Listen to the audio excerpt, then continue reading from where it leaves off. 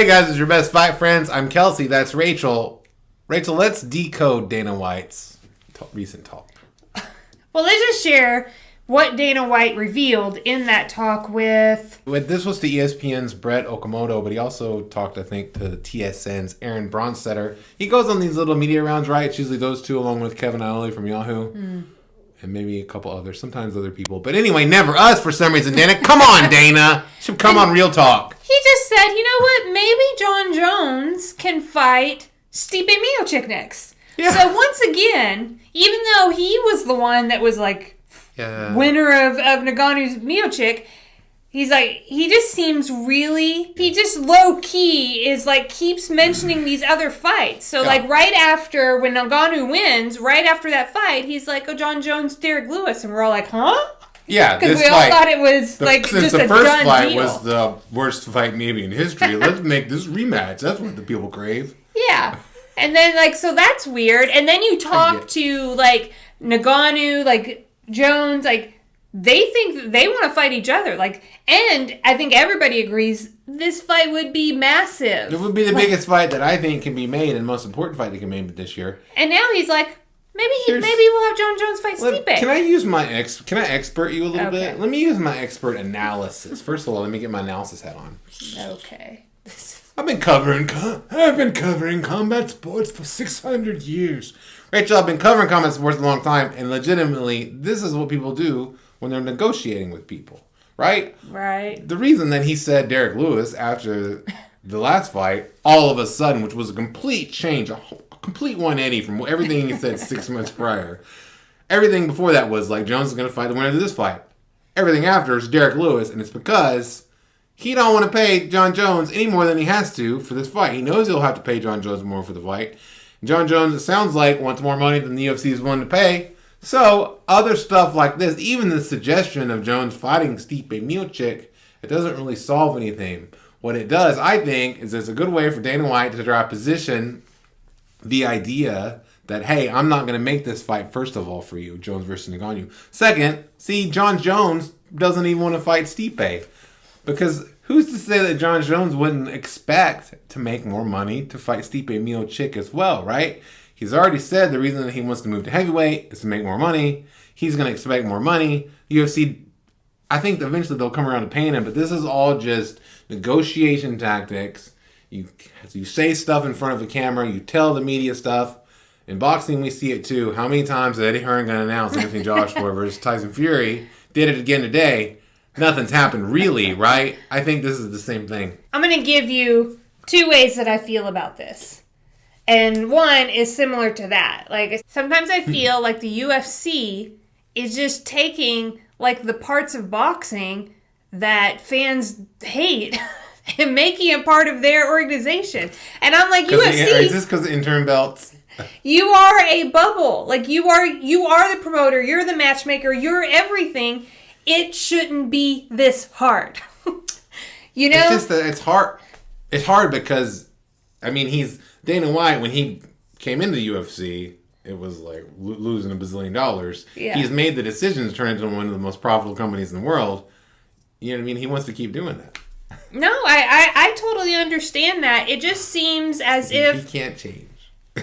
I don't like the way that he goes about it necessarily. Okay. Yeah. So if this is part of negotiations, part of the tactics, like, hey Dana, you're the one that told us Jon Jones Ngannou.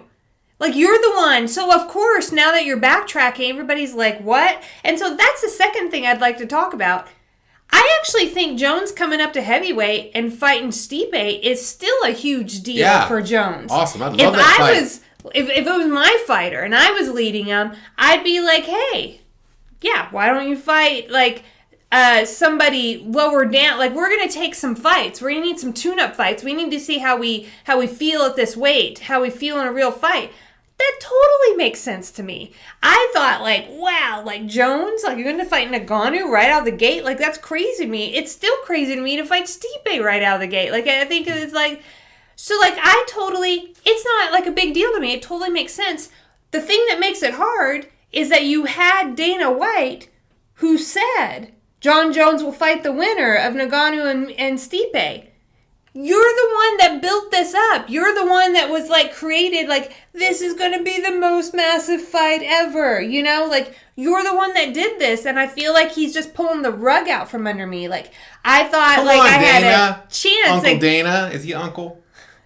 at getting like a huge, like, this would be a huge event. And instead it's like, let's just temper things down. Let's not get too excited, guys. Let's go back. And UFC consistently pumps out like really, really great fights. Stacked. Last weekend, though, I got a chance to watch one of the big fights best of boxing. In boxing. At least main event wise. Which is what gives you like that. It just has like this whole thing. And Jones Ngannou, to me, had the possibility of creating that outside the combat sports world, even creating waves outside of that, reaching outside of that. And it's Dana White, for some reason, every time like he's talking about this, he's just taking it away from me, and I can't quite like understand why. I will say, if you put me like, you pin me down and you're like, well, pick Dana White or Eddie Hearn, who I think is the best promoter in boxing. I think Dana's the best promoter in MMA. But I'll take Dana White every time, because while, Dana White does some of these things that we don't like, he's also making just fight after fight after fight after fight. Every UFC card seems to be stacked, especially the pay-per-view cards. And in boxing, I don't get that many great fights, and even when I do, I don't get stacked cards. It's a huge difference. How do you think Jon Jones is going to receive this information? He's gonna I know exactly how, being a Jon Jones fan, I would argue, I'm a Jon Jones fan. Here's how Jon Jones will act. He'll play it cool. He'll keep doing his level-headed Jon Jones thing, posting how awesome he looks, posting in work, talking about I'm gonna win the heavyweight championship, and then sometime within the next week or two, maybe even in the next 12 hours, he's going to completely explode and just spill all of his feelings out onto social media. He's going to delete some of them, but leave some of them out there.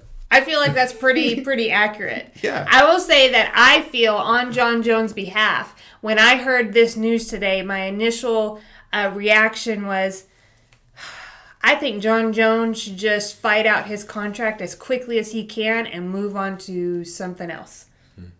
I think that it almost seems as if Dana White intentionally pushes his weight around with Jon Jones specifically. He does that to everybody. I don't know. Here, I just heard something else about it, that he talked about today, and how much he loves Michael Chandler, and I love that kid's attitude and title shot. But see, you're really attuned to that kind of language. It's kind of dysfunctional language. Well, it's manipulative. It's meant to manipulate. Oh, this guy does everything I want him to do. I love this guy. This is the guy.